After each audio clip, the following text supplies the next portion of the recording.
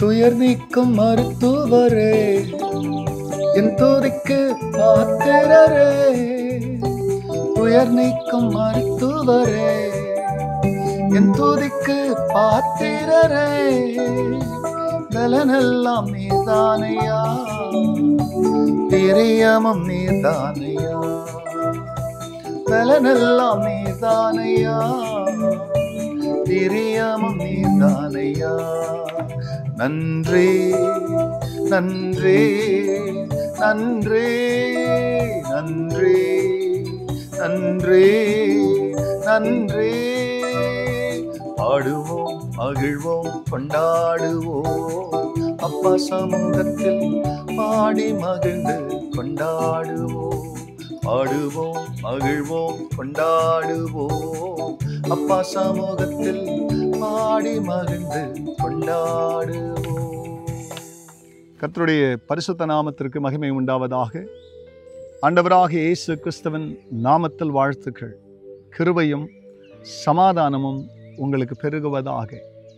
அன்பானவர்களே, இந்த நாளிலேயும் தேவனாகிய கர்த்தர் கொடுக்கின்றதான அவருடைய வாக்குத்தத்தமானது ஏசாயா தீர்க்கதரிசியின் புஸ்தகத்தில் 61ஆம் அதிகாரத்தில் 3ஆம் வசனம்.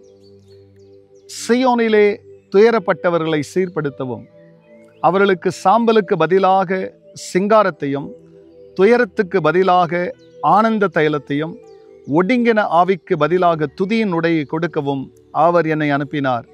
அவர்கள் கர்த்தர் தம்முடைய மகிமைக்கென்று நாட்டின நீதியின் விருட்சங்கள் எனப்படுவார்கள். அன்பானவர்களே, இந்த இடத்துல தீர்க்கதரிசியாக ஏசப்பா பிறக்கிறதற்கு 700 வருஷத்துக்கு முன்பதாக இந்த வார்த்தைகளை தேவனிடத்தில் பெற்று, இப்பொழுது இயேசு 730 ஆண்டுகள் கழித்து இந்த வார்த்தையை எடுத்து ஜெப ஆலயத்தில் அவரிடத்தில் புஸ்தக சுருள் கொடுக்கப்பட்ட போது அவர் எடுத்து இதை வாசிக்கிறார். இந்த வார்த்தையின்படி அநேக சீயோனின் மக்களை அவருடைய துயரத்தை மாற்றுவதற்கு, அவருடைய ஒடுங்கின ஆவியை பிரியமானவர்களே மாற்றுவதற்கு, தேவனாகிய கர்த்தர் அவர்களை நீதியினுடைய விருட்சங்களாய், நீதியின் கனிகளாய் மாற்றுவதற்கு ஒருவர் மேல் அபிஷேகம் இல்லாவிட்டால் அவரை பிரியமானவர்களே எந்த சபையை, எந்த ஜனத்தை விடுவிக்க வேண்டும் என்று விரும்புகிற எந்த ஊழியரானாலும் அந்த ஊழியக்காரர் மேல கர்த்தருடைய அபிஷேகம் இருக்க வேண்டும். கர்த்தருடைய ஆவியானவர் இருந்தால் மட்டும்தான் மற்றவங்க துயரத்தை பார்க்கும் பொழுது நம்ம பிரியமல்ல தேவ ஆவியை சுமக்கும் போது மட்டும்தான் அவர்களுக்கு சகாயம் செய்கிறவர்களாய் மாறுவோம். ஒருத்தர்கிட்ட எவ்வளோ செல்வம் இருந்தாலும், செழிப்பு இருந்தாலும், வசதிகள் இருந்தாலும், அவருடைய வசதியும் செல்வமும் செழிப்பும் மற்றவருடைய துயரத்தை பிரியமல்ல நீக்கிறதற்கு ஆவியானவர் மேலே இல்லைன்னா அவர்களுடைய சுயம் அவர்களை கொடுக்க விடாது.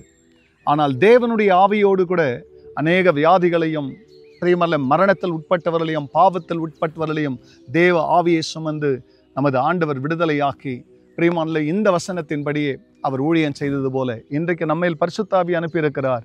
யாரெல்லாம் உண்மையான அபிஷேகத்தை பெற்றிருக்கிறார்களோ அவர்கள் மற்றவருடைய துயரங்களை மாற்றுவார்கள். மற்றவருடைய ஒடுங்கின ஆவி மாறுகிறதுக்கு ஏதுவாக துதியின் உடையும் தேவனிடத்தில் பெற்று தருவார்கள்.